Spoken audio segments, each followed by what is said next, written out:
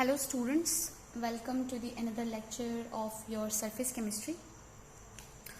So last class हमने आपका adsorption खत्म कर दिया था. आज हम एक न्यू टॉपिक पढ़ने वाले हैं, कैटालिसिस. ओके, सो थोड़ा बहुत जिक्र हमारा कैटालिसिस का फोर्थ चैप्टर में हुआ था, that is chemical kinetics. Basically catalysis का काम हमने पढ़ा था केमिकल काइनेटिक्स में. कैटलिस्ट करता क्या है? सो बेसिकली कैटलिस्ट क्या करता है, it enhance the rate of the reaction. कोई रिएक्शन अगर बहुत स्लो हो रहा है तो अगर आप कैटलिस्ट डालोगे तो वो रिएक्शन की स्पीड बढ़ा देता है, उसका रेट बढ़ा देता है, तो वो जल्दी जल्दी आपका रिएक्शन हो जाएगा. ठीक है, उसका मतलब ये होता है आपका. सो हम अब इस चैप्टर में कैटलिस्ट के बारे में बहुत डिटेल स्टडी करेंगे और हम ये भी जानेंगे कि आपके हमेशा कैटलिस्ट पॉजिटिव ही नहीं होते, कैटलिस्ट आपके नेगेटिव कैटलिस्ट भी होते हैं. कैटलिस्ट आपका रेट ऑफ रिएक्शन इनहेंस करने के लिए भी यूज होते हैं. कैटलिस्ट आपका रेट ऑफ रिएक्शन डिक्रीज करने के लिए भी यूज होते हैं. सो बेसिकली हमने जब आपका वो चैप्टर पढ़ा था काइनेटिक्स, तो हमने एक चीज पढ़ी थी, जैसे फॉर एग्जांपल आपका ये रेट ऑफ रिएक्शन. ठीक है, ये आपने एक ग्राफ बना दिया आपका यहाँ पर. ठीक है, ये आपका ये था आपका ये आप मान लो रेट एंड ये टाइम. ठीक है, रेट एंड टाइम का ग्राफ है. ये आपका ऐसे जाके ऐसे बना. ठीक है, तो ये क्या था? ये आपका रिएक्टेंट था. हमने बहुत बार आपको समझाया ग्राफ. ये आपका रिएक्टेंट था. ये क्या बना? ये आपका प्रोडक्ट था. ठीक है, ये प्रोडक्ट था. ये रिएक्टेंट था और ये प्रोडक्ट था. सो ये रिएक्टेंट कंज्यूम हो के ये प्रोडक्ट बनाया, और जो इस लेवल को ये जो रीच किया, इसको हमने कहा था एक्टिवेशन एनर्जी, जो कि ई है, जो कि आपके सिलेबस से इस बार निकाल दी गई, तो मैंने आपको इतना डिटेल में पढ़ाया नहीं. ठीक है, तो ये एक्टिवेशन एनर्जी होती है, मतलब एक बेसिकली ये इतनी एनर्जी, इसको आप मान लो रेट, या फिर आप इसको ये भी मान सकते हो एनर्जी बोल सकते हो, कितनी एनर्जी चाहिए. ठीक है, तो अगर क्योंकि हम अभी इसको एनर्जी के केस में समझने वाले हैं, इसलिए हम इसको एनर्जी मान लिए. ठीक है, अगर हम इसको रेट के केस में समझ लेते हैं फिर रेट, ये कोई मैटर नहीं करता, आप रेट लिखो या कुछ, बट अभी आप हम एनर्जी की बात कर रहे हैं, एक्टिवेशन एनर्जी, तो हमने यहाँ पे एनर्जी लिख दी.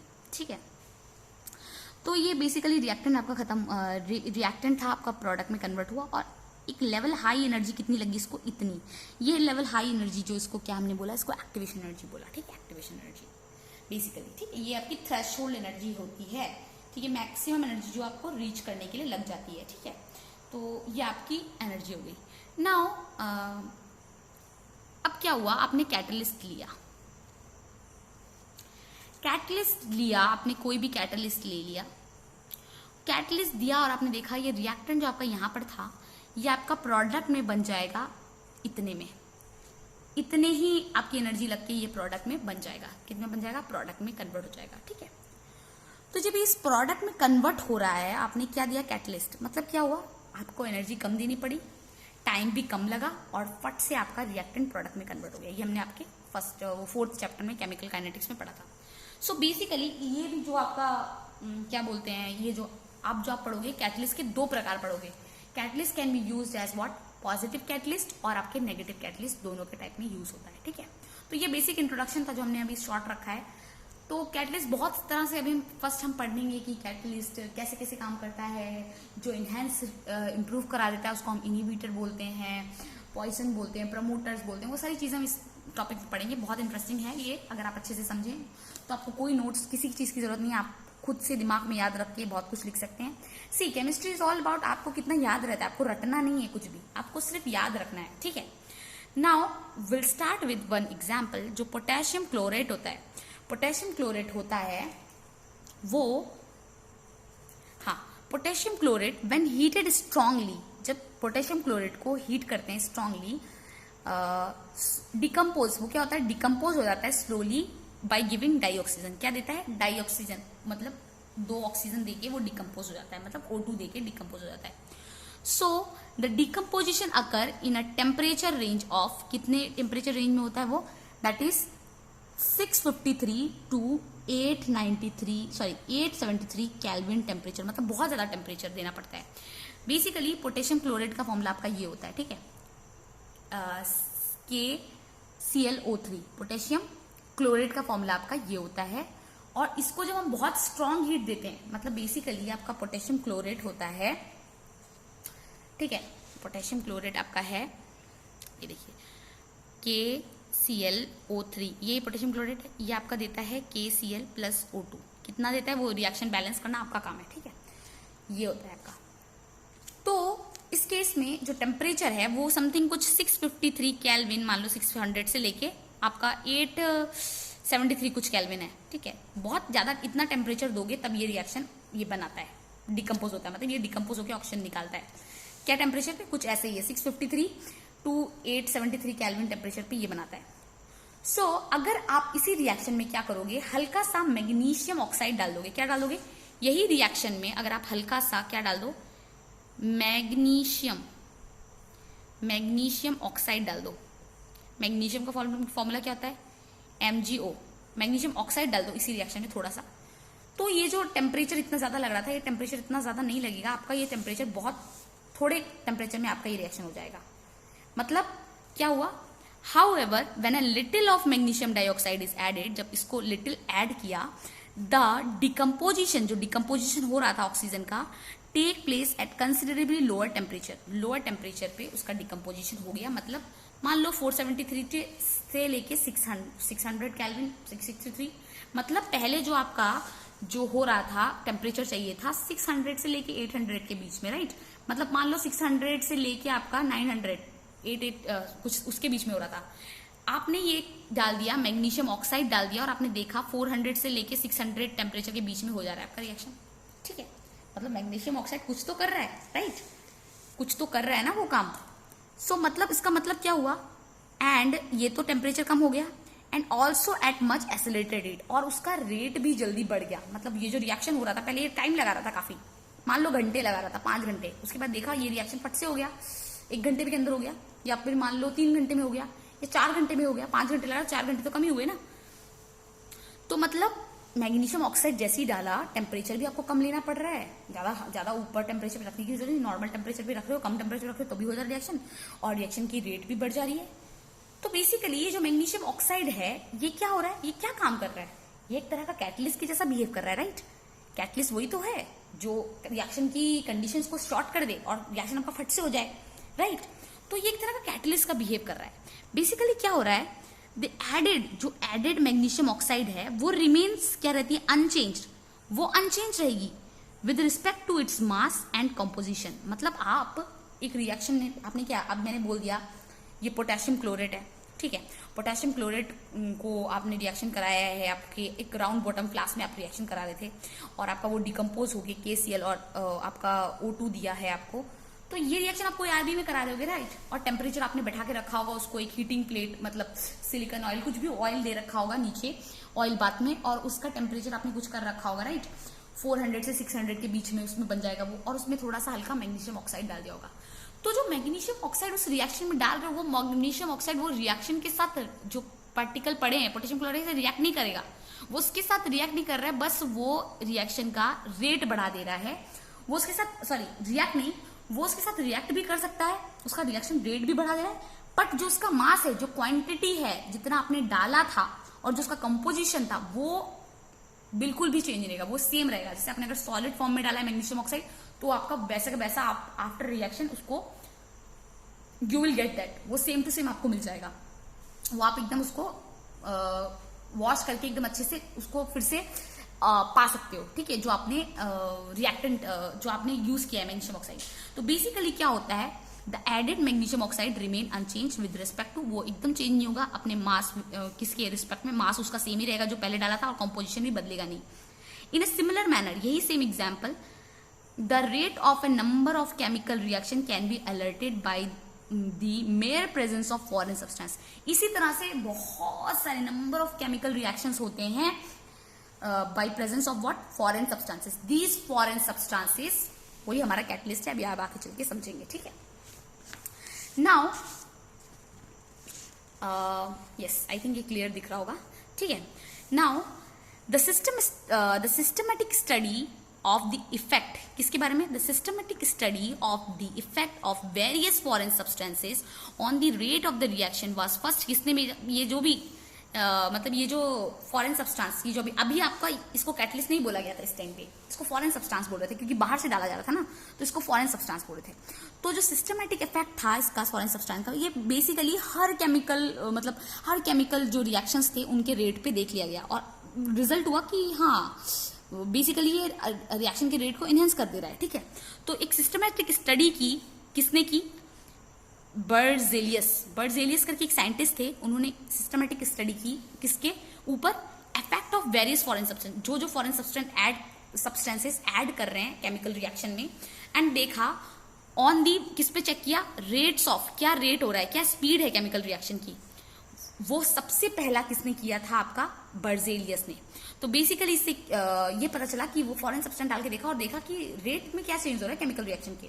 सो उसने क्या सजेस्ट किया? He suggested the term catalyst, उसने कैटलिस्ट बोल दिया। ये जो फॉरेन सब्सटेंस को डाल रहे हैं और आपका जो रेट ऑफ रिएक्शन इंक्रीज हो जा रहा है उसको उसने कैटलिस्ट का नाम दिया, उसी से कैटलिस्ट का वर्ड स्टार्ट हुआ फॉर सच सब्सटेंसेस। वो फॉरेन सब्सटेंसेस का नाम उसने कैटलिस्ट दे दिया। सो क्या लिखा है यहाँ पर?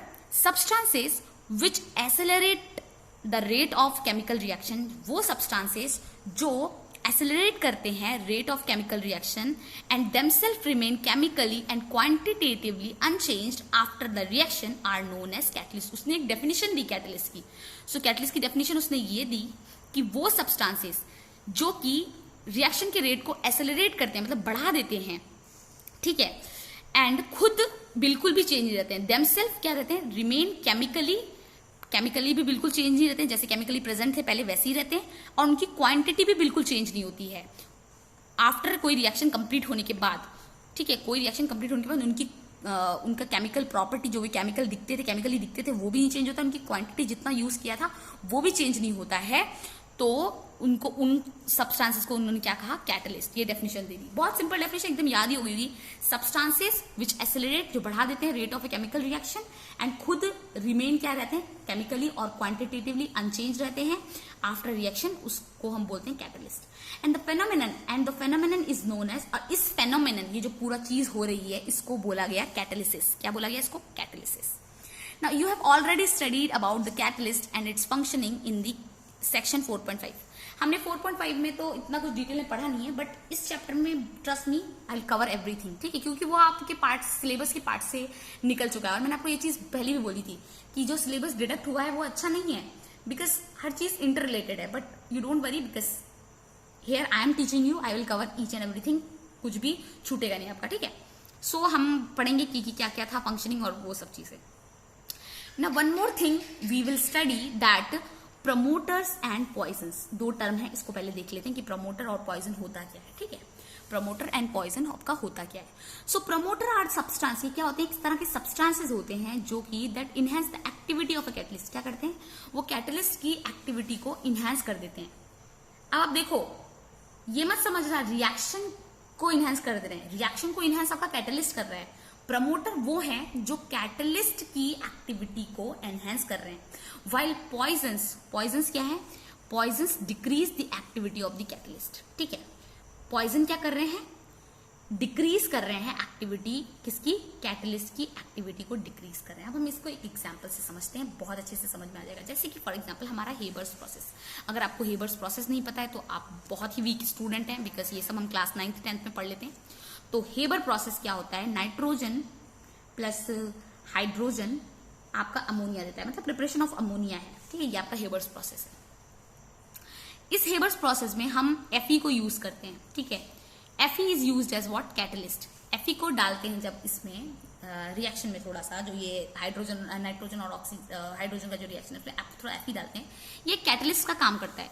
तो ये क्या करेगा? ये रेट ऑफ जो एक्सेलरेशन, जो रेट ऑफ द रिएक्शन है उसको बढ़ा देगा और आपका फट से अमोनिया बन जाएगा, राइट। इसी रिएक्शन में हम एक और चीज यूज करते हैं, मॉलिबेडनम। MO सिंबल होता है मॉलिबेडनम। ठीक है, वो मॉलिबेडनम क्या होता है? वो मॉलिबेडनम जैसे कैटलिस्ट आपका रेट ऑफ रिएक्शन बढ़ाता है, किसका? रिएक्शन का जो रिएक्टेंट आप इसमें कंबाइन करके प्रोडक्ट बना रहे हैं उसका रेट बढ़ाता है। मॉलिबेडनम आपका कैटलिस्ट की एक्टिविटी बढ़ाता है। क्या करता है?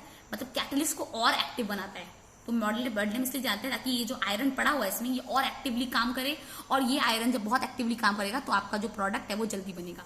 तो बेसिकली मॉलिबेडनम इसके ऊपर कोई काम नहीं करता है, ये आपके कैटलिस्ट पे काम करता है। क्या करता है? कैटलिस्ट की एक्टिविटी को इनहेंस करता है, और जो चीज कैटलिस्ट की एक्टिविटी को इनहेंस करती है उसको हम क्या बोलते हैं? प्रमोटर। क्या बोलते हैं? प्रोमोटर। प्रमोटर बोलते हैं, ठीक है, प्रमोटर। अब मान लो इसी रिएक्शन में हम ये मॉलिबेडनम की जगह कार्बन डाइऑक्साइड ले लें, सॉरी कार्बन मोनोऑक्साइड ले लें, तो ये क्या करेगा? ये कार्बन मोनोऑक्साइड इसकी जो एक्टिविटी है, जो ये एक्टिविटी मतलब जो ये Fe आपका क्या बना रहा है? नाइट्रोजन ऑक्सीजन अमोनिया बना रहा है, जल्दी बना रहा है ना, Fe की वजह से तो ये दोनों आपस में जल्दी कंबाइन करके अमोनिया बना रहे हैं। तो ये क्या करेगा? इसकी एक्टिविटी जो है Fe की, उस Fe बहुत ज्यादा बहुत बार में गोल कर दिया, Fe की एक्टिविटी को क्या करेगा? ये डिक्रीज कर देगा, और इसको हम क्या बोलेंगे? इसको हम बोलेंगे पॉइजन। क्या बोलेंगे? पॉइजन, ठीक है, पॉइजन। इसको हम बोलेंगे पॉइजन, ठीक है, पॉइजन। इसको पॉइजन और इसको प्रमोटर। जो कैटलिस्ट की एक्टिविटी को बढ़ा रहा है उसको हम क्या बोल रहे हैं? प्रमोटर। जो कैटलिस्ट की एक्टिविटी को डिक्रीज कर रहा है उसको हम बोल रहे हैं पॉइजन। तो वही लिखा हुआ है, हम एक और बार पढ़ते हैं, आपको समझ में आ जाएगा। So promoter are the substance, क्या कर रहे हैं? प्रमोटर सब्सटेंस है that enhance the activity of catalyst, मतलब मॉलिबेडनम आपका प्रमोटर हो गया। And poison decreases the activity of catalyst. Poison क्या कर रहे हैं? आपकी कैटलिस्ट की एक्टिविटी को डिक्रीज कर रहे हैं। For example in Haber's process, जो मैंने अभी आपको बताया, Haber's process for manufacturing of ammonia, molybdenum जो ये MO है, act as what? It is act as a promoter for iron. किसके लिए? Promoter for iron, not promoter for reaction. Reaction के लिए प्रमोटर नहीं है, आयरन के लिए प्रमोटर है। Which is used as what? It is used as catalyst. Catalyst जो कि आयरन के लिए प्रमोटर है, और आयरन आपका किस लिए यूज हुआ है? वो कैटलिस्ट की तरह यूज हुआ है। सो अगर इसी तरह इसी मॉलिबेडनम की जगह आप CO लगा दोगे तो क्या हो जाएगा? ये CO जब लगा दोगे तो आपका ये जो आपका क्या बोलते हैं Fe का जो इफेक्ट है, जो एक्टिविटी, वो डिक्रीज हो जाएगी, क्योंकि CO एक तरह का आपका पॉइजन है, ठीक है। CO, सल्फाइड्स, ये सारे आपके पॉइजन एक तरह के जो एक्टिविटी डिक्रीज करते हैं कैटलिस्ट की। तो अगर CO लगा दोगे क्या हो जाएगा? तो ये डिक्रीज हो जाएगा। नाउ हम क्या पढ़ेंगे? ये कैटलिस्ट की क्लासिफिकेशन पढ़ेंगे कि कैटलिस्ट ब्रॉडली किसमें दो में क्लासिफाइड होते हैं। They are broadly classified as what? Homogeneous and heterogeneous catalyst, ठीक है। They are what? Homogeneous and what? Heterogeneous catalyst. So homogeneous and heterogeneous catalyst. Homogeneous catalyst क्या होते हैं, हम उसको डिटेल में पढ़ते हैं। when reactant products and the catalyst, जब reactant products और catalyst are in the same phase, जब ये सेम फेज में होते हैं, जैसे कि अगर कोई लिक्विड में, आपका रिएक्टेंट लिक्विड में, प्रोडक्ट लिक्विड में, और कैटलिस्ट भी लिक्विड फेज में या फिर गैस फेज में, सब, तो क्या होगा? This process is said to be homogeneous catalysis. क्या बोलेंगे उसको? होमोजीनियस कैटालिसिस बोलेंगे। जैसे फॉर एग्जाम्पल, आप एक एग्जाम्पल ले लो, आपका जो रिएक्शन है SO2 plus O2 that gives SO3। ये बैलेंस नहीं है, आप इसको बैलेंस करके लिख सकते हो खुद, ठीक है, यहाँ पे समझ लो। तो ये आपका SO2 जो आपका गैसियस स्टेट में होता है, ये ऑक्सीजन आपका गैसियस फेज में है, ये आपका गैसियस फेज में। तो क्या होता है, आई एम सॉरी, ये डिस्टर्ब हो गया। तो इस प्लेस में इस रिएक्शन को होने के लिए कैटलिस्ट यूज करते हैं, that is nitric oxide, what? NO। ये भी आपकी गैसियस फेज, ये भी गैस है, राइट। तो जब आपका रिएक्टेंट गैसियस फेज में, प्रोडक्ट गैसियस फेज में, कैटलिस्ट भी गैसियस फेज में, तो आप उसको बोलते हो होमोजीनियस। क्या बोलते हो? Homogeneous catalysis. कैटालिसिस क्या मैंने बताया था ना, ये प्रोसेस है। What is catalysis? Catalysis is a process.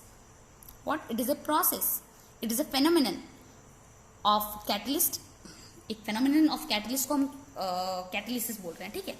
So basically homogeneous catalyst वही कैटलिस्ट है when reactant product and catalyst are in what? Same phase, that is अगर सब लिक्विड में तो सब लिक्विड में, सब गैस में तो सब गैस में, the process is said to be homogeneous catalysis. उस प्रोसेस को हम क्या बोलते हैं? Homogeneous catalysis. So the following are what? The examples of homogeneous catalyst. ये जो एग्जांपल्स हैं आपके होमोजीनियस कैटालिस्ट के एग्जांपल है, हम एक करके देखते हैं, ठीक है। Number 1 is what? जो मैंने आपको बताया अभी, oxidation of sulphur dioxide into sulphur trioxide. ये सल्फर डाइऑक्साइड है और सल्फर ट्राइऑक्साइड बन रही है, ठीक है, विद डाइऑक्सीजन। किसके साथ ऑक्सीडेशन हो रहा है? डाइऑक्सीजन, O2 के साथ ऑक्सीजन हो रहा है, इन presence of what? Oxide of nitrogen. ये नाइट्रोजन की एक ऑक्साइड है, उसके साथ रिएक्शन हो रहा है एज कैटलिस्ट, जो कि कैटलिस्ट की तरह यूज हो रही है in the lead chamber process, एक ये लीड चैम्बर में यूज हो रहा है, ठीक है। लीड चैम्बर एक लेड का chamber, not lead, this is lead. Lead एक मेटल है, दैट इज पीबी सिंबल होता है, ठीक है। उसके चैम्बर में रिएक्शन हो रहा है। तो हमने क्या देखा कि यहाँ पर जो आपका रिएक्टेंट है गैसियस, ऑक्सीजन गैसियस स्टेट में, कैटलिस्ट भी गैसियस स्टेट में, प्रोडक्ट भी गैसियस स्टेट में। तो यहाँ पर डेफिनेशन भी बोल के रखा था, जहाँ पर रिएक्टेंट, प्रोडक्ट और आपका कैटलिस्ट अगर सेम फेज में है तो मतलब आपका होमोजीनियस है। नाउ यही लिखा है, the reactant sulphur dioxide and oxygen and the catalyst nitric oxide are all in the same phase. जो रिएक्टेंट है सल्फर डाइऑक्साइड एंड ऑक्सीजन, ठीक है, एंड द कैटलिस्ट, इवन यहाँ पे प्रोडक्ट भी लिख देना चाहिए था, रिएक्टेंट के बाद प्रोडक्ट भी लिख देना चाहिए था। Reactant sulphur dioxide and oxygen and the product that is sulphur trioxide and catalyst are all in same phase, that is nitric oxide, और हैंस ये आपका होमोजेनियस कैटलिस्ट है। नाउ हम एक और एग्जांपल देखेंगे, hydrolysis of methyl acetate. Methyl acetate का hydrolysis is catalysed by what, H ion, H plus ion furnished by hydrochloric acid. किससे फर्निश्ड हो रहा है? हाइड्रोक्लोरिक एसिड से फर्निश्ड हो रहा है, ठीक है। तो हम देखते हैं ये हाइड्रोक्लोरिक एसिड फर्निश्ड, मतलब जो हाइड्रोक्लोरिक एसिड है वो आपकी कैटलिस्ट की तरह यूज हो रही है। तो क्या है? Methyl acetate, this is the formula of acetate, और यहाँ पर ये मिथाइल ग्रुप लगा है इसलिए इसको हम बोल रहे हैं ये मिथाइल ग्रुप है, तो इसलिए हम इसको बोल रहे हैं मिथाइल एसीटेट। सो हाइड्रोलिसिस मतलब इसमें मिथाइल एसीटेट में आपका वाटर दिया जा रहा है। So hydrolysis of methyl acetate in presence of what, in presence is catalyse by, किसके साथ कैटलाइज हो रहा है?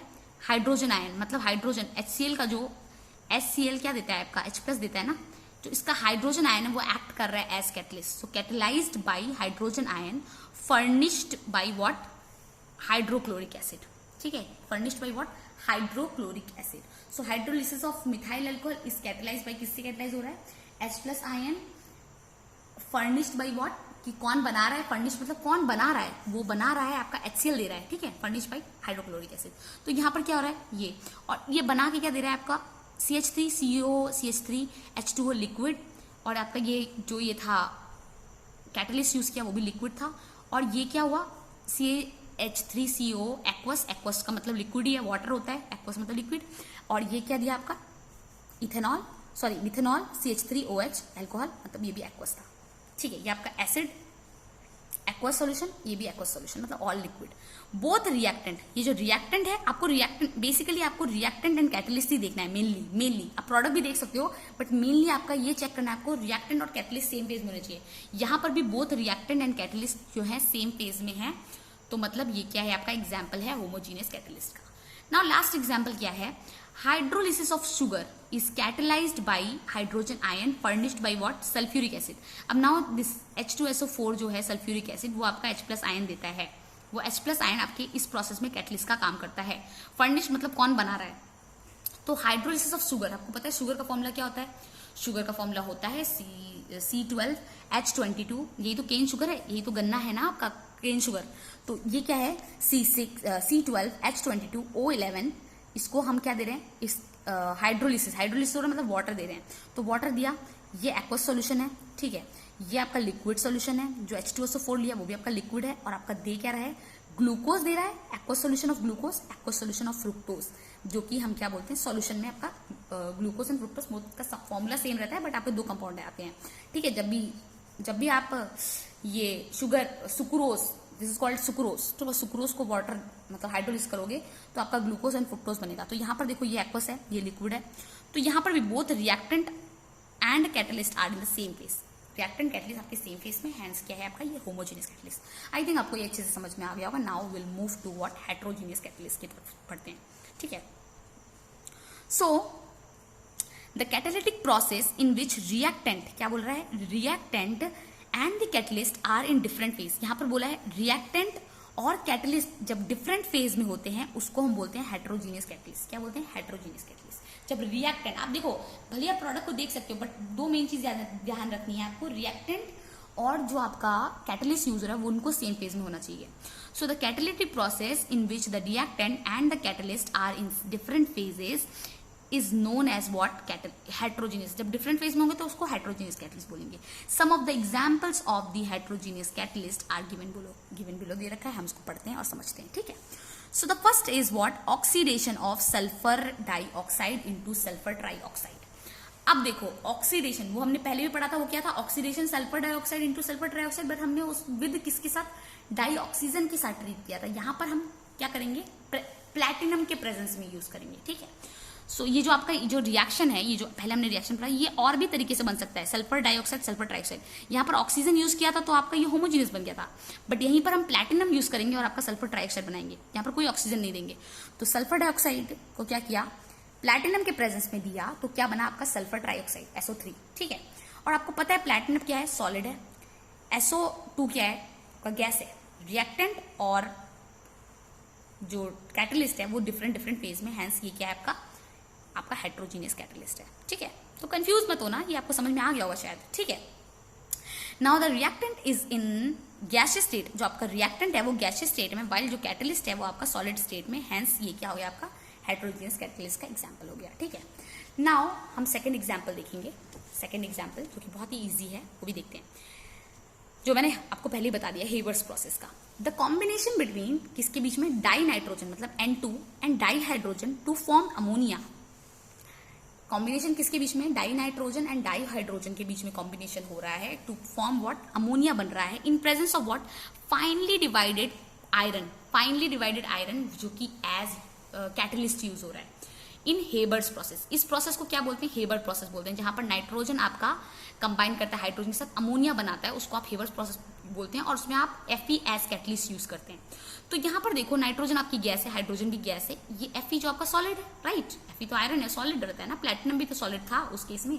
तो यहाँ पर जो रिएक्टेंट है वो गैसियस स्टेट में है, बट आपका जो कैटलिस्ट है वो आपका सॉलिड स्टेट में है, हैंस ये क्या हो गया आपका, ये जो आपका प्रोसेस हुआ ये आपका हेट्रोजीनियस कैटालिसिस हो गया, ठीक है। एक और एग्जांपल है, उसको भी देख लेते हैं। द ऑक्सीडेशन ऑफ अमोनिया, क्या हो रहा है, oxidation of ammonia with nitric oxide, किसके साथ, नाइट्रिक ऑक्साइड के साथ ऑक्सीडेशन ऑफ अमोनिया हो रहा है। क्या बन रहा है, ऑक्सीडेशन ऑफ अमोनिया हो रहा है with nitric oxide in, sorry, oxidation of ammonia into किसमें बन रहा है, नाइट्रिक ऑक्साइड, मतलब अमोनिया नाइट्रिक ऑक्साइड बना रहा है, NH3 से NO बना रहा है, ठीक है, नाइट्रिक ऑक्साइड बना रहा है, इन presence of what, in presence of platinum Gauss, platinum Gauss के प्रेजेंस से बना रहा है। और इस प्रोसेस को क्या बोलते हैं, ओस्टवाल प्रोसेस। क्या बोलते हैं, ओस्टवाल प्रोसेस। आपको एग्जाम में डायरेक्टली पूछ सकता है व्हाट इज ओस्टवाल प्रोसेस, तो आपको एक केमिकल रिएक्शन लिखना है। ओस्टवाल प्रोसेस में क्या होता है, आपका अमोनिया से आपका क्या बनता है, नाइट्रिक ऑक्साइड, ठीक है, नाइट्रिक ऑक्साइड। तो बेसिकली क्या होता है, अमोनिया ऑक्सीजन के साथ रिएक्ट करता है, आपका नाइट्रिक ऑक्साइड बनाता है और वाटर देता है, ठीक है। और इसमें जो कैटलिस्ट यूज होता है वो प्लैटिनम, तो प्लैटिनम याद रखना है। हेबर्स प्रोसेस में आपका Fe कैटलिस्ट यूज होता है, ओस्टवाल प्रोसेस में आपका क्या यूज होता है, आपका यूज होता है प्लैटिनम। बेसिकली ओस्टवाल प्रोसेस में बनता क्या है, ओस्टवाल प्रोसेस में आपका बनता है अमोनिया, जब आपका ऑक्सीजन के साथ रिएक्ट करता है, मतलब बेसिकली अमोनिया से आपका नाइट्रिक ऑक्साइड बनता है। तो बेसिकली अमोनिया वाटर के साथ रिएक्ट करता है, नाइट्रिक ऑक्साइड बनाता है, NH2O निकालता है। तो यहां पर देखिए अमोनिया आपको पता है गैस है, ऑक्सीजन भी गैस है, प्लैटिनम सॉलिड है। तो reactant are in the gaseous state है, वाइल कैटलिस्ट सॉलिड स्टेट में है, तो ये भी आपका होमोजीनियस हो, हेट्रोजीनियस हो गया, ये भी आपका हेट्रोजीनियस हो गया था। नाउ द लास्ट वन हम देख लेते हैं, हाइड्रोजिनेशन ऑफ वेजिटेबल ऑयल। किसका, hydrogenation of vegetable oil in presence of finally divide nickel crystal. मतलब वेजिटेबल ऑयल का हाइड्रोजिनेशन हो रहा है किसके प्रेजेंस में, फाइनली डिवाइड निकल क्रिस्टल के प्रेजेंस में हो रहा है, सॉरी फाइनली डिवाइड निकल के प्रेजेंस में हो रहा है। निकल और कैसे, निकल क्या एक्ट कर रहा है, निकल एक्ट कर रहा है एज ए कैटलिस्ट, कैटलिस्ट की तरह एक्ट कर रहा है, ठीक है।